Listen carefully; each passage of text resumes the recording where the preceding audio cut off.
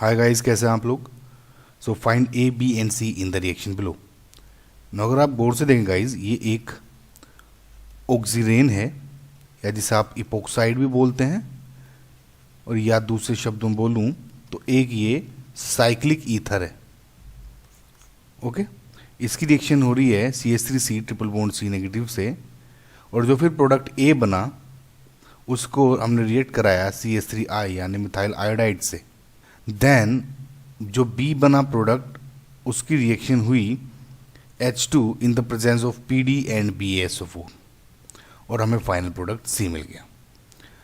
सो अगर मैं इसको स्टार्ट करूं यहाँ से तो मैं क्या देखता हूँ, देखिए CCH3 CH3 CH2 and O, ये एक न्यूक्लियोफाइल की तरह अटैक करेगा। ओके, नाउ थोड़ा सा बल्कि बेस है, सो अब SN2 या SN1 हो सकता है नाउ, क्योंकि ये एक थोड़ा बल्कि बेस है।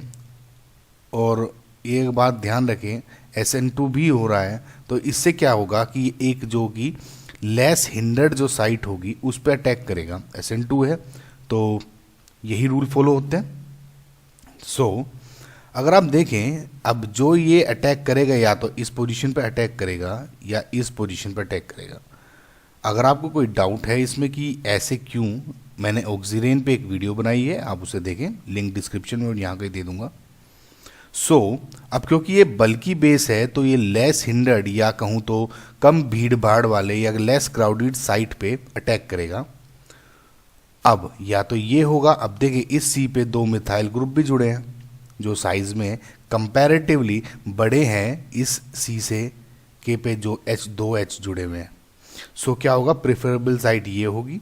अगेन जब आप इसको इससे रिएक्ट कराएंगे, SN2 रिएक्शन होगी, देन अगेन ये जो बॉन्ड होगा रिजल्ट में ये ब्रेक हो जाएगा। राइट गाइज, नाउ क्योंकि ये बॉन्ड ब्रेक हो गया तो जो मेरा कुछ फाइनल जो बना कुछ इस तरह से दिखेगा।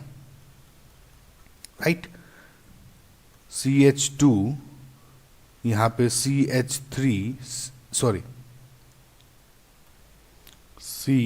Triple bond C and CH3, again ये जो बॉन्ड ब्रेक हुआ था तो यहाँ पे O नेगेटिव। सो गाइज ये आपका A बन गया। ओके, नाउ अब इसको CH3I से रिएक्शन कराई मैंने। नाउ CH3I अगर आप देखें अब क्या होगा, अगेन SN2 रिएक्शन फॉलो होगी, बिकॉज यहाँ पे एक O नेगेटिव देख रहे हैं और यहाँ पे मिथाइल आयोडाइड है। अब SN2 रिएक्शन में आपको पता है लेस हिंडर्ड या लेस क्राउडेड साइट है, एंड अगर प्राइमरी साइट है तो वो प्रेफरेबल होती है। नाउ अब आपको एक क्वेश्चन आ सकता है कि जो ये O नेगेटिव है ये थोड़ा वीक न्यूक्लियोफाइल है।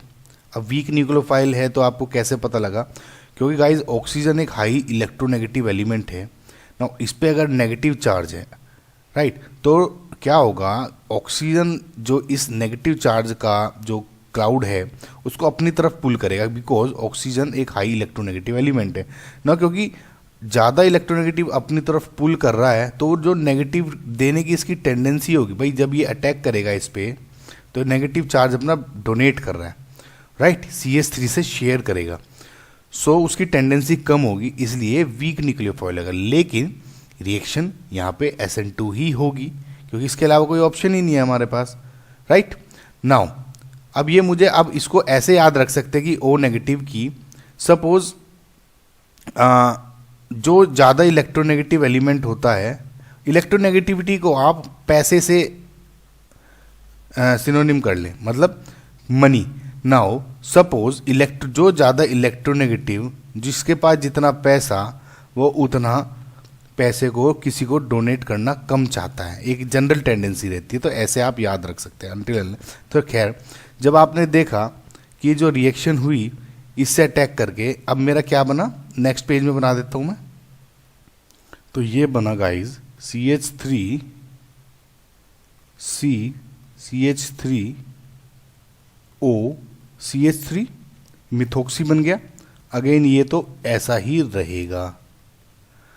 अब ये हो गया आपका B। अब इसकी रिएक्शन हो रही है H2 पैलेडियम एंड BaSO4 के साथ। अब क्या करें? अब मैं गाइस, ये अगर आपको याद है, ये एक रोजनमुंड रिडक्शन रिएक्शन है। मैं इस पर एक वीडियो बना चुका हूँ। फिर भी अगर आपको याद ना रहे तो आप ये देख सकते हैं कि ये एक पार्शियल हाइड्रोजनेशन की रिएक्शन होती है। अब पार्शियल हाइड्रोजनेशन कैसे है तो ये मैं पता कैसे करूँ, इसका मैंने आपको बताया था उसी वीडियो में। अब देखिए, H2 अगर PD है तो आप देख के बता देते हैं कि ये कैटालिटिक हाइड्रोजनेशन है। इसका मतलब ट्रिपल बॉन्ड अगर C है वो डायरेक्टली कन्वर्ट हो जाएगा मेरा एल्केन में, राइट। बट यहां पे अगर आप गौर से देखें, ये BaSO4 भी है।